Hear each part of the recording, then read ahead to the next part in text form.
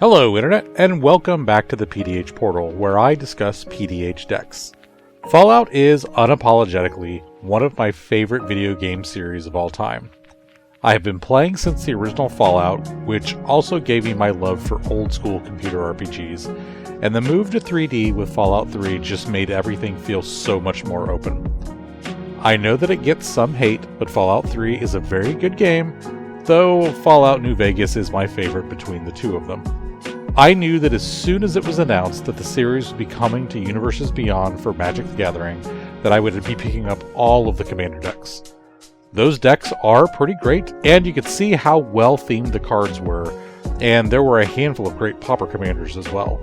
Recently on the Reaper's Game Shop channel, I have been playing against a Commander deck built with Butch at its head, and it got me thinking about how it would look as a Pauper Commander.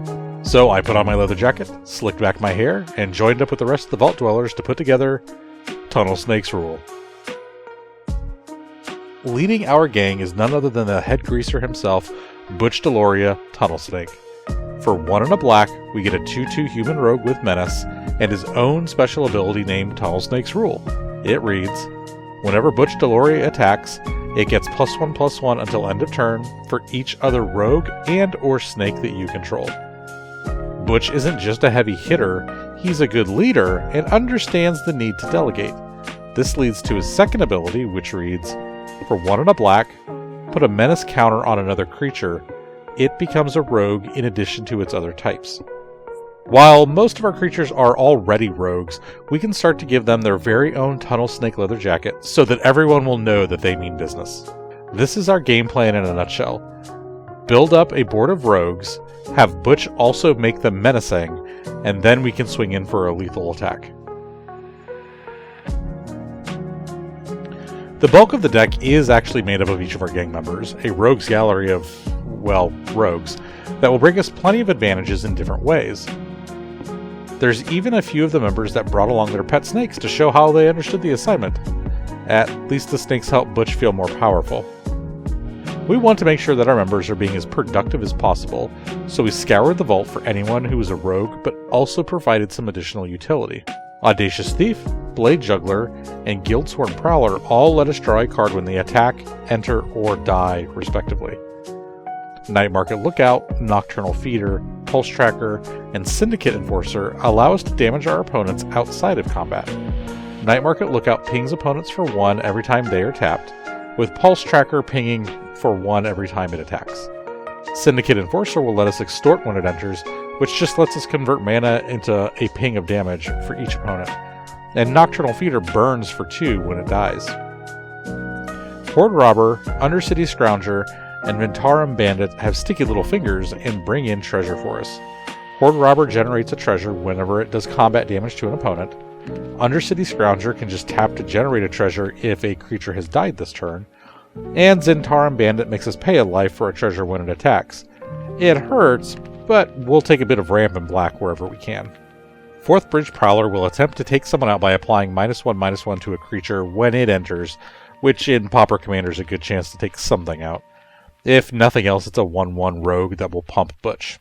Marrow Bone Gnawer is a handy little guy who can be tapped to remove cards from an opponent's graveyards, and he can untap whenever we play a black spell. Depending on what we need to do, we can trigger him multiple times per turn since everything we cast is black.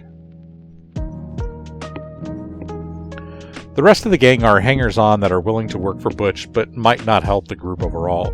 All for one, and, well, I guess everyone's here to support Butch. Dund Operative, Expedition Skulker, Farrakhan's Chosen, and Yonti Fangblade are all ready and willing to shank an opponent, and are deadly with a knife. Or fangs in the case of Farrakhan's Chosen. They will help our opponents from swinging at us as they all have Death Touch. Duskmantle Operative and Temple Thief are just hard to block, as the former cannot be blocked by creatures with power 4 or greater, and the latter can't be blocked by enchanted creatures or enchantment creatures. Prickly Boggart, Quag Vampires, and Ravine Raider all have things like Fear, Intimidate, or Menace to make it less likely that they'll be blocked. Myrkle's Invoker can give creatures Menace until the end of turn, but it is for 8 mana, and we could probably give more creatures Menace by just using Butch's ability. The +2 buff it gives is nice. Shadow Alley Denizen gives black creatures entering the battlefield under our control Intimidate until the end of turn, which is nice, except for the fact we don't really have a good way to give people haste, so she's mostly there as a support role for Butch. Gruul Draz Vampire will get Intimidate when we get an opponent to 10 or less life, but being a 1/1 vampire is a tough gig and they don't survive much, so I understand why they don't want to wade into combat. We aren't a life gain deck by any stretch of the imagination, but Blood Burglar is a good way to keep our life up, as he is a 2/2 with lifelink. And we also have Eternal Thirst, which can give a creature lifelink and pumps them with +1/+1 counters when other creatures die. Changeling Outcast and Venomous Changeling aren't rogues per se, but they definitely act like it. We're not quite sure how the Rad Scorpion got into the vault though, and none of us are going to tell him that he can't be a Tunnel Snake.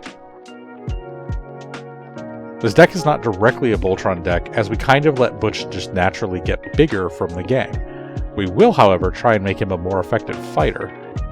Armor of Eras will put a +1/+1 counter on the equipped creature every time it attacks, and it's nice to move this around creatures so that they can get a little bit bigger.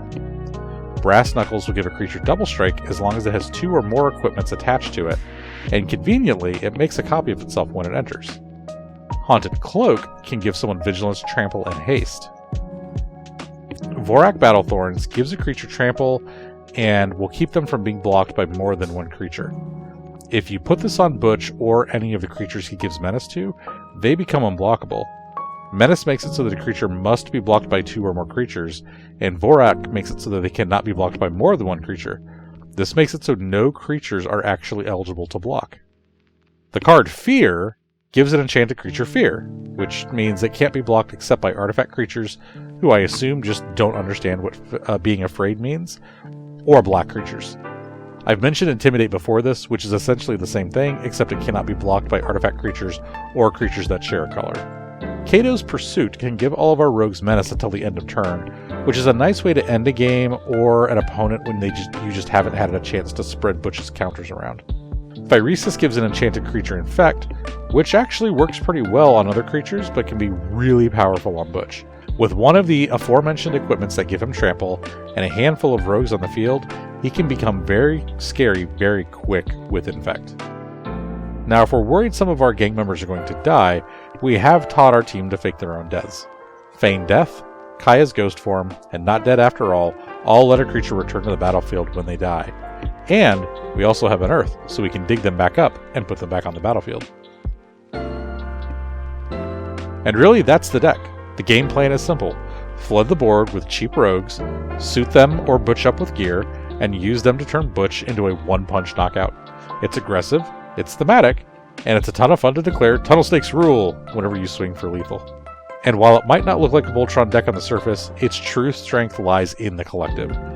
The power isn't concentrated into a single fragile threat, but instead distributed across a wide board of creatures that are dangerous on their own right. Even if Butch gets dealt with, your army of evasive, value-generating rogues can still put an immense pressure on your opponents.